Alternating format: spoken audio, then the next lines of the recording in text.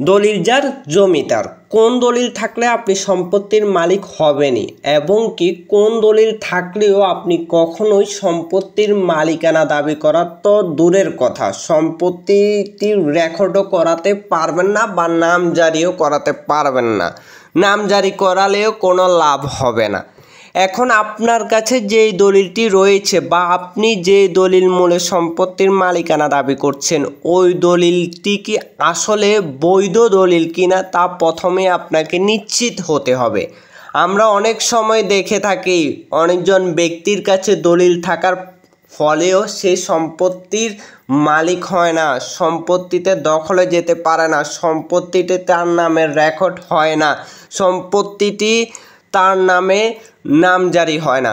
তাহলে দলিল থাকলেই কি সম্পত্তির মালিক হওয়া যায়? আগে এটি বুঝে নেন, দলিল থাকলেই সম্পত্তির মালিক হওয়া যায় না। কারণ হচ্ছে আপনার কাছে যে দলিলটি আছে ওই দলিলটি কি বৈধ দলিল কিনা তা প্রথমেই দেখতে হবে। আমরা অনেক সময় দেখে থাকি যে একটি সম্পত্তি, একই দাগের জমিন একজন ব্যক্তি 2-3 বারও বিক্রয় করে থাকে। তাহলে প্রত্যেকজন ব্যক্তির কাছেই তো দলিল রয়েছে, তাহলে প্রত্যেকজন ব্যক্তিই কি সম্পত্তি পাবে?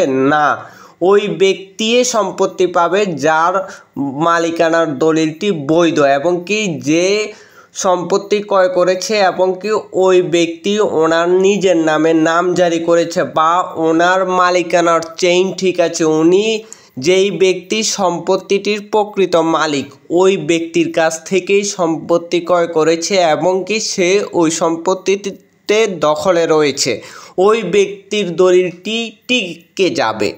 তাই আপনার কাছে দলিল থাকা মানেই যে আপনি সম্পত্তির মালিক এটা কিন্তু নয়। অবশ্যই ওই দলিলের মালিকানার চেইন ঠিক থাকতে হবে।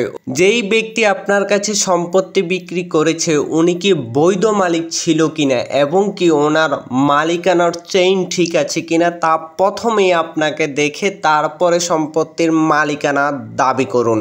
যেই ব্যক্তির কাছে আপনি সম্পত্তির মালিকানা দাবি করছেন উনি কি মূলে সম্পত্তিটার মালিক হয়েছে বা উনি কি মূলে সম্পত্তিটা দখলে আছে এটি ভালো করে দেখে নিন। আপনার দলিলটা ভালো করে দেখে নিন, সিএস থেকে বর্তমান জরিপ পর্যন্ত আপনার দলিলের মালিকানার চেইনটি ভালো করে মিলিয়ে নিন এবং কি আপনি সঠিক দাতার কাছ থেকে সম্পত্তি ক্রয় করেছেন কিনা এবং কি বন্টননামা মেনে সম্পত্তি ক্রয় করেছেন কিনা, নাবালকের সম্পত্তি কি কোনো ক্রয় করেছেন কিনা বা খাস জমি ক্রয় করেছেন কিনা, এইসবগুলো যখন ঠিক থাকবে তখন আপনার ওই দলিলটি হবে বৈধ এবং কি ওই দলিল দিয়েই আপনি সম্পত্তির মালিকানা দাবি করা এবং কি সম্পত্তি পাবেনই।